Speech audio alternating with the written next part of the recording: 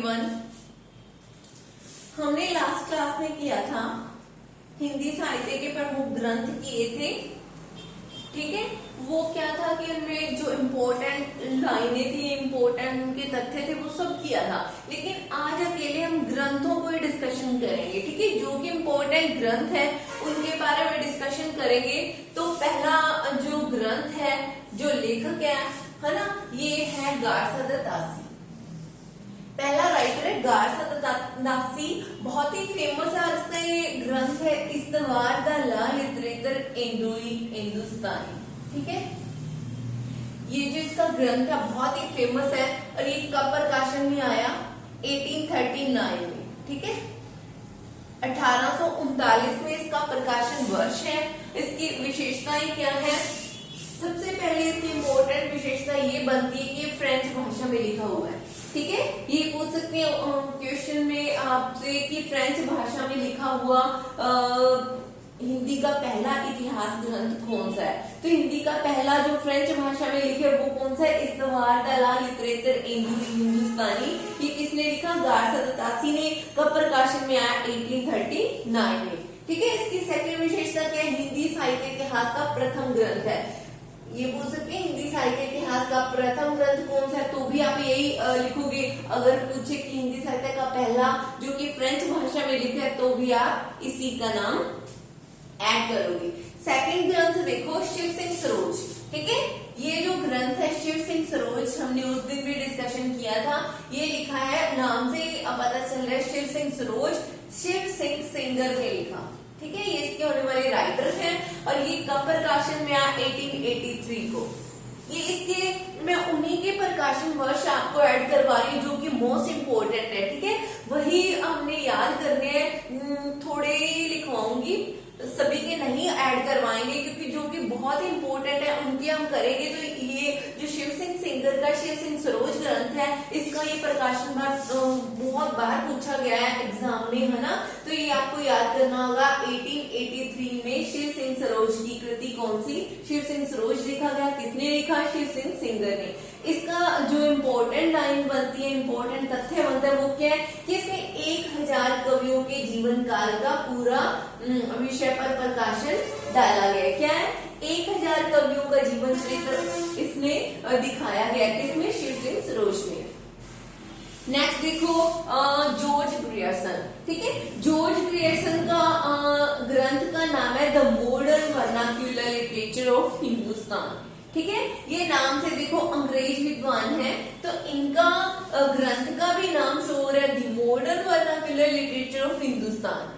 ये का प्रकाशन वर्ष हुआ 1888, ठीक है। 1888 में प्रकाशित हुआ। इसमें क्या था? इसमें इम्पोर्टेंट था कि कवियों का काल कर्मानुसार विभाजन किया गया। काल कर्मानुसार विभाजन समझते हो कि इसको एक कालों में डिवाइडेशन किया गया कि ये मध्य काल है, आदि काल है, मध्य काल है, द्वितीय काल है ना, भक्ति जो भी है ना, काल डिसाइड। यहाँ पे कालों का विभाजन पहली बार मिला। कौन से ग्रंथ में? The modern vernacular literature of Hindustan. ये लिखने वाले राइटर थे इंग्लिश विद्वान थे जॉर्ज ग्रियर्सन। कब प्रकाशित? 1888 में, ठीक है। नेक्स्ट देखो, मिश्र बंधु। मिश्र बंधु इनकी जाति पद्धति थी, काफी सारे लोग थे, इन्होंने मिलकर ग्रंथ लिखा मिश्र बंधु विनोद। ये आपको इजीली याद हो जाएगा क्योंकि इनके नाम से इनके ग्रंथ में कुछ ना कुछ क्लू मिलता है ना। ये मिश्र बंधु ने लिखा तो मिश्र बंधु विनोद है, ठीक है। ये जॉर्ज ग्रियर्सन इंग्लिश विद्वान है, तो इसका ग्रंथ का नाम इंग्लिश है, शो हो रहा है, बाकी सभी हिंदी में लिखे हुए थे। Modern vernacular literature of Hindustan, George Grierson हो गया। शिव सिंह सिंगर का देखो नाम के अकॉर्डिंग ही इन्हें ग्रंथ का नाम रखा है शिव सिंह सरोज। ये भी आप इजीली पहचान जाओगे, है ना। तो ये जो गार्सद दासी, ये हिंदी का फर्स्ट इंपोर्टेंट ग्रंथ है। ये आपको वैसे ही याद रखना होगा क्योंकि ये पहला लिखा हुआ हिंदी का ग्रंथ है। क्या है? इस्तवार द ला लिटरेचर हिंदुस्तानी। ये बहुत ही मोस्ट इम्पोर्टेंट है। 1839 में लिखा गया और ये फ्रेंच भाषा में लिखा हुआ पहला हिंदी का इतिहास ग्रंथ होने के कारण ये बहुत इम्पोर्टेंट माना जाता है, ठीक है। नेक्स्ट देखते हैं, इसकी विशेषताएं देखते हैं। मिश्र बंधु विनोद लिखा, मिश्र बंधु ने मिलकर, ग्रंथ का नाम था मिश्र बंधु विनोद। इसके 4 पार्ट्स आए, ठीक है। 3 पार्ट तो आए थे 1913 को, ठीक है। इनके जो 4 पार्ट थे उसमें से 3 पार्ट इकट्ठे लिखे गए, एक ही ईयर में लिखे गए। वो कौन सा था? 1913 में, 1913 को लिखा गया। लेकिन जो एक सिंगल सिर्फ चौथा भाग था ना इसका, वो कब आया प्रकाशन में? 1934 को, ठीक है। जिन जिन के मैं सन लिखवा रही हूँ वो आपको याद करने ही होंगे, मोस्ट इम्पोर्टेंट है, ठीक है। बाकियों के नहीं ऐड कर रहे हम, जो बहुत इंपॉर्टेंट है उसकी ऐड कर रहे हैं, ठीक है। इसके 3 भाग जो प्रकार, क्योंकि ये बहुत सारे कॉम्पिटिटिव एग्जाम में पूछे गए हैं, हम उन्हीं को यहाँ पे डिस्कशन करेंगे। 3 भाग जो इसके 3 पार्ट थे वो लिखे गए 1913 में, और जो इसका चौथा भाग था वो 1934 को लिखा गया, ठीक है। इसमें इंपॉर्टेंट बात क्या थी कि इसमें 5000 कवियों को स्थान मिला। एक ग्रंथ था, उसमें कितने लोगों का ब्यौरा दिया गया, वो थे 5000 कवि, ठीक है। 5000 राइटर ने इसमें अपना योगदान दिया। कौन से ग्रंथ को लिखने में? मिश्र बंधु विनोद को। तो यहाँ से इंपॉर्टेंट लाइन बन जाती है। हाँ, ऐसे क्वेश्चन भी बन सकता है कि 5000 कवियों को स्थान देने वाले ग्रंथ का नाम बताइए। तो ग्रंथ का नाम है मिश्र बंधु विनोद। लिखा किसने है? मिश्र बंधुओं ने। इसके कितने पार्ट थे? 4 पार्ट थे। कब कितने 3 पार्ट कब प्रकाशन में आए? 1913 में, और 4th हुआ 1934 को, ठीक है। यहाँ से क्वेश्चन उठेगा। और एक यहाँ से भी 1000 कवियों का जीवन काल कौन से ग्रंथ में है ना प्रकाशित किया गया है, तो ये भी इम्पोर्टेंट है। शिव सिंह सरोज के, याद रखना, शिव सिंह सेंगर ने शिव सिंह सरोज में 1000 कवियों का जीवन चरित्र सामने लाया, और 5000 कवियों को जगह दी मिश्र बंधुओं ने, ठीक है। नेक्स्ट देखते हैं आचार्य रामचंद्र शुक्ल। ये बहुत ही इम्पोर्टेंट विद्वान है हिंदी के। ये राइटर है ना आचार्य रामचंद्र शुक्ल। इनका बर्थ डेट भी पूछ लेते हैं बहुत बार। 1884 को, याद रखना, 1884 को। ये हिंदी के जाने माने बहुत ही पुराने विख्यात है, इसलिए इनका जो ग्रंथ है हिंदी साहित्य का इतिहास ग्रंथ लिखा इन्होंने, ठीक है। ये कब प्रकाशित हुआ? 1929 को, 1929 को, ठीक है। इसमें भी क्या विशेषता रह गई? इसमें भी ये था कि इन्होंने भी काल का डिवाइडेशन किया, ठीक है। इन्होंने आदि काल दिया, भक्ति काल दिया, रीति काल दिया, ठीक है। इस तरह से इन्होंने डिवाइडेशन किया कालों का, इसलिए इसमें इम्पोर्टेंट बन जाती है काल विभाजन दिया। किन्होंने? आचार्य रामचंद्र शुक्ल ने। 4th था आधुनिक, है ना। एक था आदिकाल, पहला लिखते हैं हम आदिकाल, ठीक है। सेकंड इन्होंने माना था भक्ति काल, थर्ड इन्होंने माना रीति काल, ठीक है, रीति काल। 4th था आधुनिक काल। इन कालों को भी हम अच्छे से पढ़ेंगे, लेकिन इसी के काल विभाजन को मान्यता प्राप्त है हिंदी में, इसलिए मोस्ट इम्पोर्टेंट बन जाता है ना।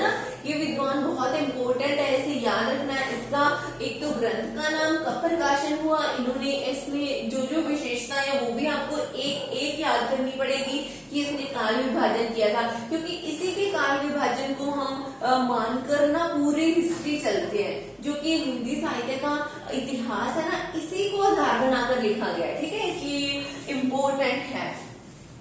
नेक्स्ट देखते हैं आचार्य हजारी प्रसाद द्विवेदी, ठीक है।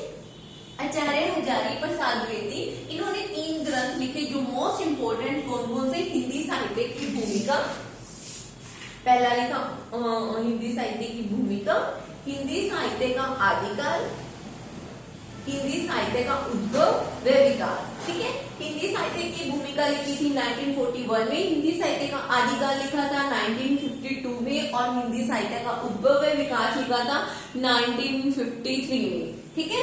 इसके इम्पोर्टेंट क्या है?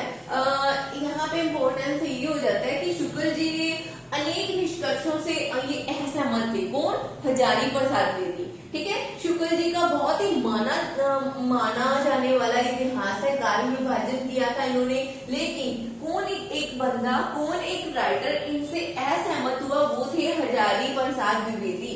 यहाँ पे ये बहुत ही तथ्य क्लियर बन जाता है, इंपॉर्टेंट बन जाता है। शुक्ल जी के अनेक निष्कर्षों से, मतलब किसी चीज को वो मानते भी थे यहाँ पे कि शुक्ल जी सही है, लेकिन बहुत सारे निष्कर्षों से ये असहमत थे। ठीक है, याद रखना। नेक्स्ट देखते हैं डॉक्टर राम कुमार वर्मा। ठीक है, डॉक्टर राम कुमार वर्मा का इतिहास ग्रंथ था हिंदी साहित्य का आलोचनात्मक इतिहास। ठीक है, आलोचना करने वाले, आप याद रखना यहाँ से आलोचना वर्ड से हिंट ले लेना। आलोचनात्मक इतिहास लिखने वाले कौन थे? डॉक्टर राम कुमार वर्मा। हिंदी साहित्य का आलोचनात्मक इतिहास कब लिखा? 1938 को। ठीक है, डॉक्टर धीरेन्द्र वर्मा, ये तो इजीली याद हो जाएगा, हिंदी साहित्य है। ठीक है, हिंदी साहित्य हम कर रहे हैं, लिटरेचर कर रहे हैं, तो हिंदी साहित्य किसने लिखा? डॉक्टर धीरेन्द्र वर्मा ने। डॉक्टर भागीरथ मिशन ने क्या लिखा? हिंदी काव्य शास्त्र का विकास। ठीक है, काव्य की भूमिका किसने निभाई? डॉक्टर भागीरथ मिशन ने। ठीक है, नेक्स्ट देखो डॉक्टर नगेंद्र ने रीति काव्य की भूमिका। ठीक है, रीति काव्य की भूमिका पूछे तो डॉक्टर नगेंद्र। हिंदी काव्य शास्त्र का विकास पूछे डॉक्टर भागीरथ मिश्र। हिंदी साहित्य के बारे में पूछे तो डॉक्टर धीरेन्द्र। ठीक है, बाकी ये तो बहुत ही इंपॉर्टेंट, जैसे मैंने पहले बता ही चुकी, ये तीनों ऐसे याद कर लेना। नगेंद्र ने रीति काव्य की भूमिका लिखी थी, भागीरथ ने काव्य शास्त्र की, और डॉक्टर धीरेन्द्र वर्मा ने हिंदी साहित्य के बारे में लिखा। डॉक्टर राम कुमार वर्मा एक आलोचनात्मक इतिहास लिखने वाले थे, जो कि कब लिखा? 1938 में। हजारी प्रसाद द्विवेदी ने 3 बुक्स लिखी, हिंदी साहित्य की भूमिका, हिंदी साहित्य का आदिकाल और हिंदी साहित्य का उद्भव है विकास। ये शुक्ल जी के निष्कर्षों से असहमत माने जाने वाले हैं। रामचंद्र शुक्ल हिंदी साहित्य का इतिहास लिखने वाले थे। ठीक है, मिश्र बंधु के नाम से ही अटैच है, मिश्र बंधु विनोद ग्रंथ लिखा। और जॉर्ज ग्रियर्सन ये इंग्लिश राइटर है, तो इन्होंने इंग्लिश में ग्रंथ लिखा, दी modern vernacular literature of Hindustan. ठीक है, कब प्रकाशन आया? 1888 में। और शिव सिंह सेंगर के नाम से शिव सिंह सरोज लिखा इन्होंने। गार्सा दासी हिंदी का पहला राइटर है, फ्रेंच भाषा में लिखने वाला है। हिंदी साहित्य का पहला जो प्रमुख ग्रंथ है फ्रेंच भाषा में लिखा किन्होंने? गार्सा दासी ने। ग्रंथ का नाम था इस्तवार द ला लिटरेचर इंडो हिंदुस्तानी। ठीक है, तो ये थे कुछ ग्रंथ जो कि बहुत ही इंपॉर्टेंट थे। बाकी जो ग्रंथ है हम नेक्स्ट क्लास में करेंगे, तब तक के लिए थैंक यू।